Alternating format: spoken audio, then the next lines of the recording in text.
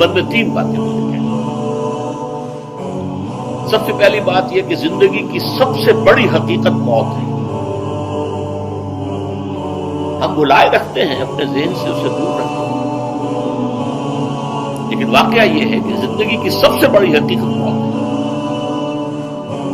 خدا کے منکر پیدا ہوئے ہیں، لیکن موت کا انکار کرنے والا کوئی پیدا نہیں ہوا۔ اس لیے میں نے آیت آپ کو سنائی، کل نفس ذائقۃ الموت، ہر سی نفس کو موت کا پتہ چلتا ہے، ہر جاندار کو موت کا پتہ چلتا ہے، ثم الینا ترجعون، پھر ہماری طرف لوٹا دیے جاؤ۔ تو زندگی کی سب سے اہم حقیقت موت، اور موت کے بعد رجوع الی اللہ، آخرت، یہ سب سے بڑی حقیقت ہے۔ ایک حقیقت سب مانتے ہیں، سب جانتے ہیں، دوسری حقیقت میں نے اس اعتبار سے نوٹ کیا، یہ الفاظ قرآن میں 3 مرتبہ ہے، کل نفس ذائقۃ الموت، ہر جاندار کو موت کا پتہ چلا۔ انبیاء اس سے مستثنا نہیں رہے، رسول اس سے مستثنا نہیں رہے، اولیاء اللہ مستثنا نہیں رہے۔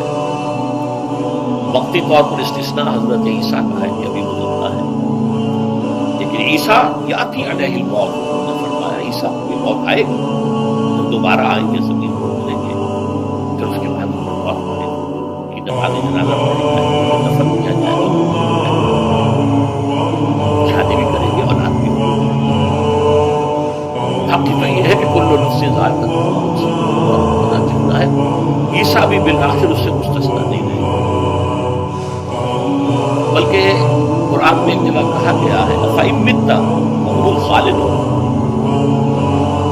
کیا ہے نبی، اگر آپ کا انتقال ہو گیا تو یہ کیا ہمیشہ رہیں گے؟ کون ہے دنیا میں جو ہمیشہ رہے؟ انتقال تو ہونا، آپ کا بھی ہونا ہے۔ اِنَّكَ مَيِّتٌ وَإِنَّهُمْ لَمَيِّتُونَ، یہ تو مختصر ترین الفاظ تھے۔ اس سے آگے بڑھیے، سورہ انبیاء میں فرمایا كُلُّ نَفْسٍ ذَائِقَةُ الْمَوْتِ وَنَبْلُوكُمْ بِالشَّرِّ وَالْخَيْرِ فِتْنَةً وَإِلَيْنَا تُرْجَعُونَ، ہر جاندار کو موت کا مزہ چکھنا ہے، اور اس سے پہلے پہلے ہم تمہیں آزماتے رہیں گے، خیر کے ذریعے بھی، بھلائی دے کر، صحت دے کر، دولت دے کر، اولاد دے کر، شہرت دے کر، اور برائی کے ذریعے سے بھی، تنگدستی دے کر، بے عزتی دے کر، احانت دے کر، ذلت دے کر، وَإِلَيْنَا تُرْجَعُونَ، اور پھر ہماری طرف لوٹائے جاؤ گے۔ یہ وہ دوسری حقیقت جو میں نے کہا، اس پر پڑھتا وہ یہی سمجھتے ہیں کہ یہ دنیا کی زندگی ہے۔ قرآن کہتا ہے إِنَّ الدَّارَ الْآخِرَةَ لَهِيَ الْحَيَوَانُ وَمَا هُمْ يَعْلَمُونَ، تو آخرت والی زندگی ہے جو اصل آج کے دن۔ اس سے بھی زیادہ تفصیل سے یہ آل عمران میں آئی ہے، كُلُّ نَفْسٍ ذَائِقَةُ الْمَوْتِ وَإِنَّمَا تُوَفَّوْنَ أُجُورَكُمْ يَوْمَ الْقِيَامَةِ، ہر جاندار کو موت کا مزہ چکھنا ہے، اور پھر تمہیں پورا پورا تمہارا اجر اور بدلہ دے دیا جائے گا قیامت کے دن۔ وَمَنْ زُحْزِحَ عَنِ النَّارِ وَأُدْخِلَ الْجَنَّةَ فَقَدْ فَازَ، جو کوئی آگ سے بچا لیا گیا اور جنت میں داخل کر دیا گیا وہ تو کامیاب۔ اللہم ربنا اجعلنا منہم، اللہم ربنا اجعلنا منہم، اللہم ربنا اجعلنا منہم۔ وما الحیات الدنیا الا متاع الغرور، اور دنیا کی زندگی کو سوائے دھوکے کے سامان کی نہیں، دھوکہ کس معنی؟ یہ تمہیں اصل زندگی سے غافل کر دیتا ہے۔ تم کہیں سفر پر جا رہے تھے، تمہارا کہیں گھر تھا، تمہیں واپس آنا تھا، تم راستے ہی میں کسی دلچسپی میں ایسے مگن ہوئے کہ گھر بار سب بھول گئے۔ یہ تو تمہارا عارضی سا سفر تھا، تم نے اسی کو اپنی منزل بنا لیا، اپنا ٹھکانہ بنا لیا، تو دھوکہ دیا اس نے۔ ویسے دنیا کی زندگی دھوکہ نہیں ہے، بڑی حقیقت ہے، اس لیے کہ حضور نے فرمایا انما الدنیا مزرعۃ الآخرہ، یہ دنیا آخرت کی کھیتی ہے، یہاں بو گے تو وہاں کاٹو گے، یہاں کچھ کمائی کرو گے تو وہاں اس کا بدلہ ملے گا۔ اس اعتبار سے دنیا بہت بڑی حقیقت ہے، ایک ایک لمحہ بہت بڑی قیمتی شے ہے، لیکن اگر یہ دنیا تمہیں آخرت سے غافل کر دے، اس سے بڑا دھوکہ۔ یہ اصل دجال ہے. میں نے تقریباً 60 برس کی عمر میں پہنچا تھا تو موت کا انتظار شروع ہوا. میرے قریبی احباب کہتا رہا، یہ بھی کہتا رہا کہ بھائی میں اپنے حصے کو کام کر چکا. جتنی صلاحیت اللہ نے دی تھی، جتنی میرے اندر استعداد تھی، میں اس کو طریقے سے استعمال کرتا. دم واپسی برسرے راہ ہے عزیز و اب اللہ ہی اللہ ہے. یہ میرا معاملہ رہا ہے 60 برس میں. اس کے بعد اللہ نے مزید 14 برس دیے ہیں. یہ نافلۃ لک کے درجے میں کہتے ہیں. اس کا اللہ کا عطیہ خصوصی ہے، نفل ہے. ہمیشہ کہتا رہا مصنون زندگی تو 61 برس ہے ہمارے حساب سے. علامہ اقبال کے بارے میں سنا ہے کہ رویا کرتے تھے کہ میری عمر حضور کی عمر سے زیادہ ہو. 6 مہینے کم ہی رہی ہے. جو حضور کی عمر تھی وہی حضرت ہاں حضرت عثمان 82 برس. پھر یہاں کے مجددین میں سے وہی عمر حضرت شیخ مسعودی کی وہی شامل کرتی ہے. ہاں شیخ عبدالحق محدث دہلوی رحمۃ اللہ علیہ 82 برس کا.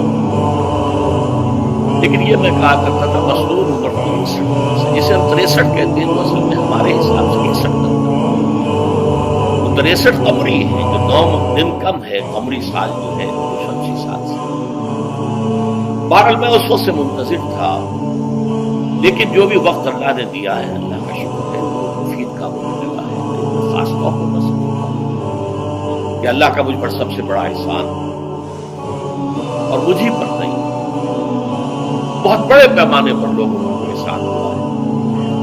وہ میرا 1998 کا دورہ ہے کراچی. 1998 کے مارچ میں میرا بڑا آپریشن ہوا تو لیکن 98 کے آخر حالانکہ میں چل نہیں سکتا.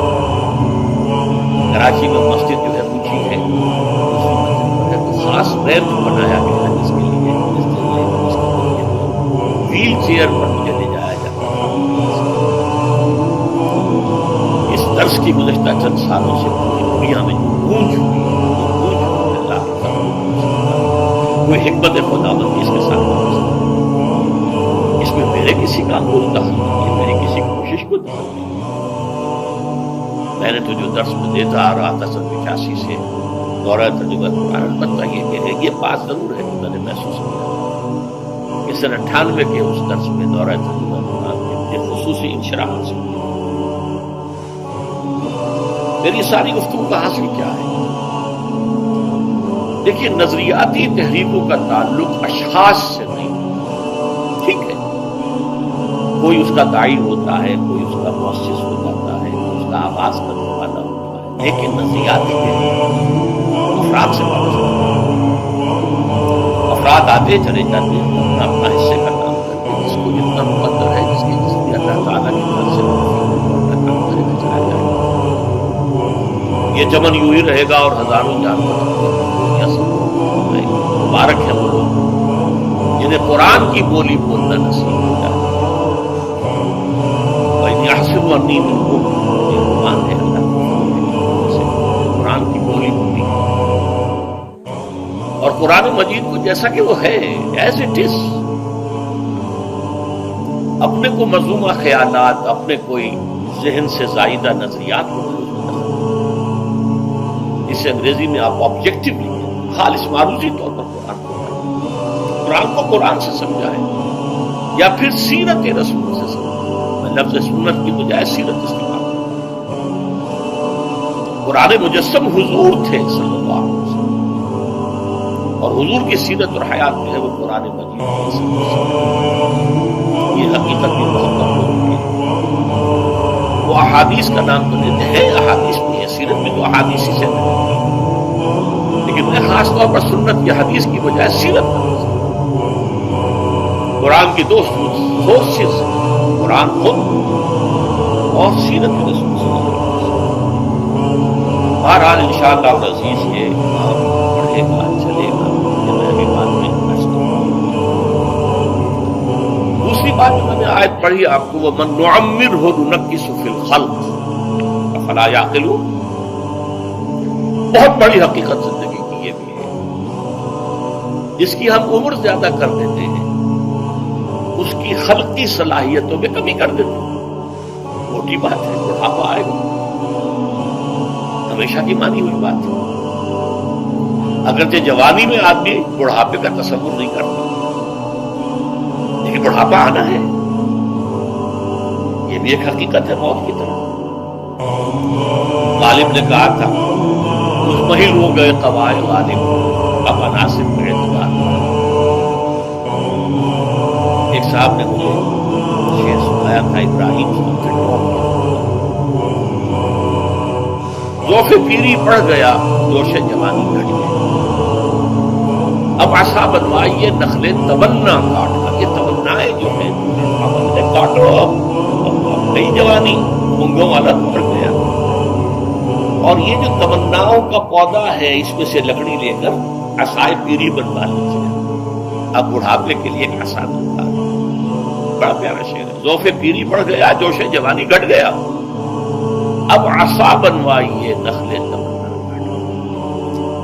ابھی 2-3 دن ہوئے ہیں یہاں پر جو خانہ فرہنگ ایران ہے اس کے ڈائریکٹر آئے تھے، انہوں نے فارسی کا ایک شعر سنایا، بڑا پیارا شعر. جب جوانی گفتم کہ شعر شعرست اگرچہ پیر قوت. جوانی میں میں یہ کہا کرتا تھا کہ شعر تو شعر ہی ہوتا ہے چاہے بوڑھا ہو جائے، بوڑھے ہونے سے اس کو کیا فرق پڑتا. شعر شعرست اگرچہ پیر قوت. میں پیری رسیدم، جب میں خود پیری اور بڑھاپے کو پہنچ گیا، دیدم مجھے یہ بات نظر آئی پیر پیرست گرچہ شعر قوت. بوڑھا بوڑھا ہی ہوتا ہے چاہے وہ شعری ہو. تو یہ بڑھاپا جو ہے یہ زندگی کی دوسری بڑی حقیقت ہے. اس کا ایک اثر تو سب کو معلوم ہے، قوائے غالب جو میں نے کہا، بڑھاپے کا عام نتیجہ جسمانی ضعف، سب جانتے ہیں. لیکن مجھ پر اور کچھ اور لوگوں پر بھی خاص طور پر اس کا جو ایک اثر ہوتا ہے یہ مجھ پر ہوا ہے، وہ ہے یادداشت کی کمزوری. اور یہ میں کئی سال سے محسوس کروں. میری پرانی یادداشت بڑی مضبوط ہے، قوی ہے، اس میں کہیں کوئی کمی نہیں. لیکن ریسنٹ پاس کی چیزیں جو ہیں پچھلے 5-6 سال کے واقعات اشخاص سے ملا ہوں، دیکھ کے پہچان لیتا ہوں، کئی بار ملاقات میں نام یاد نہیں ہے. تاریخیں اور اشخاص کے نام کے اعتبار سے خاص طور پر کئی سال سے میری میموری ہے وہی پیڑ. میں محسوس کرتا رہا ہوں کچھ عرصے سے کہ تقریر کے دوران محسوس ہوتا بلیک آؤٹ ہو گیا، اور مجھے سلسلہ کلام موڑنے کے لیے سوچنا پڑا. بعض اوقات 1000 کروڑ مرتبہ بولے ہوئے الفاظ غائب. اب چاہے کتنا ہی زور لگا لوں وہ لفظ یاد نہیں آئے گا. ہاں تھوڑی دیر کے بعد تو بہت یاد آ جائے گا. میرے اس آپریشن سے چند کچھ عرصے پہلے تک یہاں بہت سے لوگوں نے نوٹ کیا میری تقاریر میں اب وہ روانی نہیں رہی تھی. وہ جو کراس ریفرنسز آیا کرتے تھے جس کے بنا پر ایک مولانا عبدالکریم فاریق صاحب تھے ناگپور کے انڈیا کے، مولانا علی میاں کے رفاق سے انہوں تفسیر میں لکھی ہے قرآن. کوئی مولانا اور آئے تھے، اسے بھی ملاقات ہوئی، میرا درس بھی سنا. پھر یہاں وہ ایک دینی ادارے میں گئے، وہاں میرے خلاف باتیں ہو رہی تھیں. انہوں نے کہا بھائی اس شخص کی کیا بات ہے؟ اس کے سامنے تو معلوم ہوتا ہے کہ قرآن کھلا ہوا ہے، جہاں سے چاہے لے لے. پھول کھلے ہیں گلشن گلشن، لیکن اپنا اپنا دامن. کیا بات کر رہے ہیں اس کو؟ عبدالکریم فاریق صاحب کی وہ تاثر تھا، وہ صحیح تھا. کراس ریفرنسز پانا، القرآن یفسر بہرحال. اس کے علاوہ تیسری چیز ہوتی ہے بڑھاپے میں ریزسٹنس کی کمی کی وجہ سے عوارض. بلڈ پریشر کا اگر مریض ہو اور کوئی 25 شوگر کا مریض ہو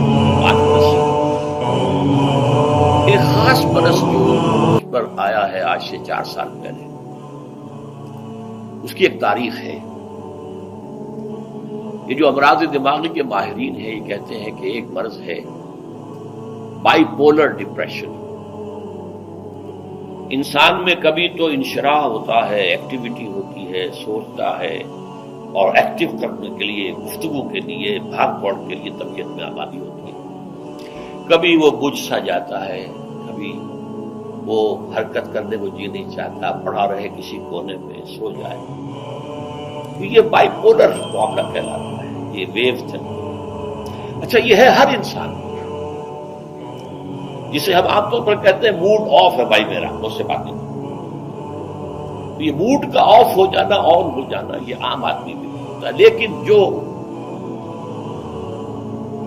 اللہ کے کسی فضل و کرم سے زیادہ ذہین ہو، زیادہ حساس ہو، ان میں پھر یہ جو ویو ہے یہ زیادہ اونچائی زیادہ نیچائی، زیادہ اونچائی زیادہ نیچائی، اور اس کو پھر ہم کہتے ہیں مرض، بائی پولر. یہ ہمارا خاندانی مرض ہے. والد صاحب کا تھا، بڑے بھائی اظہار احمد صاحب کو ہوا، میری بڑی ہمشیرہ کو ہوا. عام طور پر اس کی عمر ہوتی تھی 3 تجربے مجھے ہیں. والد صاحب کو 13 برس میں نے اٹینڈ کیا ہے اس بیماری کو، سن 52 سے 65 تک جب لوگ کا انتقال. یہ عام طور پر شروع ہوتا ہے 50 برس کے لگ بھگ. میری عمر جب 50 برس کے لگ بھگ ہوئی تو مجھے کئی مرتبہ محسوس ہوا کہ میری تقریر کے دوران سوئچ آف ہوتا ہے. ایک مرتبہ سن 70 میں میری یادداشت کئی گھنٹوں کے لیے بالکل ضائع. اس کا میں نے تذکرہ کیا ہوا، میری کتاب ہے حساب کم و بیش. جو کیفیت مجھ پر گزری تھی، جس کرب کے عالم میں وہ چند گھنٹے مجھ پر گزرے تھے، میں انہیں الفاظ میں بیان نہیں کر سکتا. آدمی خراب ہے، نہ ابتدا کی خبر ہے، نہ انتہا معلوم، کچھ بھی نہیں. میں جب 50 برس کا ہوا اور یہ ایک مرتبہ مجھے جھٹکے لگے مسجد سمن آباد کے اندر، تو میں نے ڈاکٹر رشید چودھری صاحب سے، وہ میرے والد صاحب کے بھی والد رہے تھے، میں نے ان سے کہا کہ یہ ڈینجر زون میں میں داخل ہو گیا ہوں. ان کا نہیں، آپ کو یہ نہیں ہوگا، اس لیے کہ آپ اللہ کے کتاب کی خدمت کر رہے ہیں.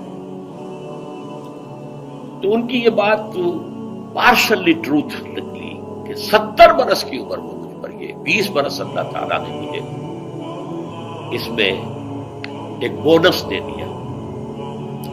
70 برس میں ظہور ہوا، اور اس کا ایکسائٹنگ کاس بنا ہے افغانستان میں جو حادثہ ہوا طالبان کے ساتھ. اتنا صدمہ مجھے تھا، ایک دم بیٹھ گیا، ایک دم بیٹھ